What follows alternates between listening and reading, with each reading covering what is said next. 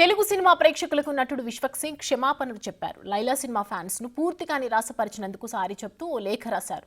తన సినిమాకు వచ్చిన నిర్మాణాత్మక విమర్శను పూర్తిగా అంగీకరిస్తున్నానన్నాడు. తన కెరీర్లో లైలా సినిమా బిగ్గెస్ట్ డిజాస్టర్ గా నిలిచిపోయిందని తెలిపారు. తన సినిమాలు ఫ్యాన్స్ కోరుకున్న స్థాయికి చేరుకోలేకపోతున్నందుకు ఆవేదన వ్యక్తం చేశాడు. తన సినిమాల్లో చెడు ఉంటే ప్రశ్నించే హక్కు ప్రేక్షకులకు ఉంటుందన్నాడు. ఇకపై తన సినిమా క్లాస్ అయినా మాస్ అయినా అసభ్యత ఉండదని హామీ ఇచ్చాడు.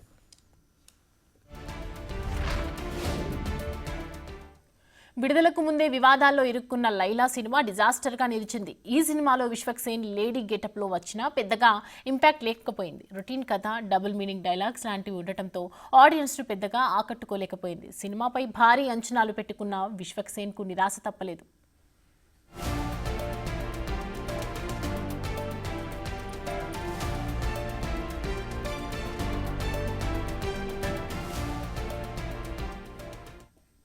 ఈ అంశానికి సంబంధించి పూర్తి డీటెయిల్స్ మా ప్రతినిధి రానా అందిస్తారు. రానా, చూస్తున్నాం విశ్వక్ సేన్ నిరాశపడినట్లుగా ఉన్నారు. సారీ కూడా చెప్పడం జరిగింది ప్రేక్షకులకు. సో ఇటీవల జరుగుతున్నటువంటి పరిణామాలన్నీ చూస్తుంటే కూడా విశ్వక్ సేన్ సారీ చెప్పడం అనేది ఎలా చూడొచ్చు? ఇటీవల కాలంలో గోదావరి గ్యాంగ్స్ కానీ అలాగే లైలా సినిమాలు కానీ వరుసగా ప్రేక్షకుల్ని మెప్పించుకోలేకపోతున్నాయి. ఇటీవల పర్ఫార్మెన్స్ పైన కూడా బాగా నెగిటివ్ కామెంట్స్ అనేది విశ్వక్ సేన్ మీద వస్తుంది. ముఖ్యంగా లైలా సినిమా మీద ఎన్నో ఆశలు పెట్టుకున్నాడు. దాదాపు 30 కోట్ల రూపాయల వరకు కూడా బడ్జెట్ ఉంది ఆ సినిమాకి.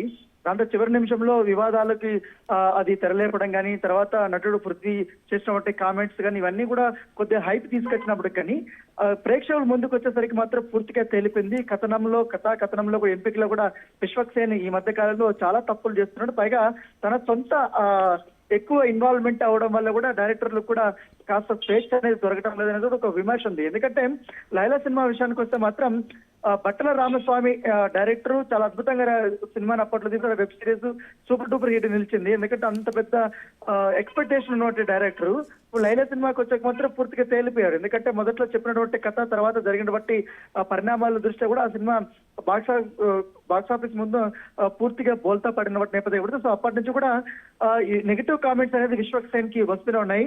సో ఈ నేపథ్యంలో అతను కూడా రీథింక్ చేయడం అనేది స్టార్ట్ చేసినట్టుగా తెలుస్తుంది. సినిమా ఇండస్ట్రీలో కొంతమంది తనకు కావాల్సినటువంటి వారందరూ కూడా సినిమా సెలెక్షన్స్ లో మాత్రం పూర్తిగా దృష్టి పెట్టాలి.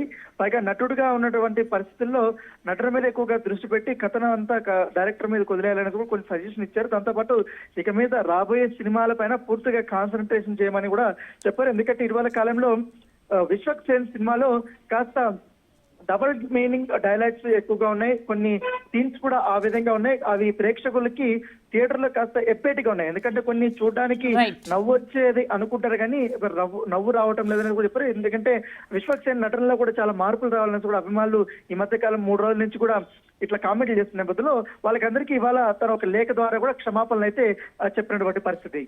Thank you Rana.